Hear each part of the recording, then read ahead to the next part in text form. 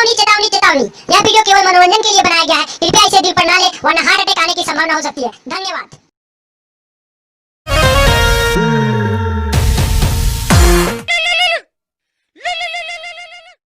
तो राकेश मिश्रा जी बताए फोन काहे खातिर कैले बानी? कौन बरियारी करत राकेश मिश्रा जी? ओकर नाम बताई, का नाम बा ओकर?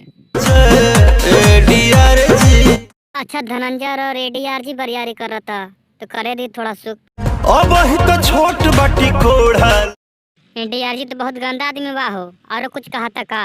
बाला चोरी राकेश मिश्रा जी अब रहुए बताए, अब हम का करी जो बरियारी ना करे? राजा माइका राकेश मिश्रा जी हम आइका उका ना जाए, हम अभी बच्चा बानी। जवान हम के कहले बा कि हम जवान बानी? मनीष जी। वीडियो अच्छा लगा है तो वीडियो को लाइक शेयर और चैनल को सब्सक्राइब कर लें। धन्यवाद।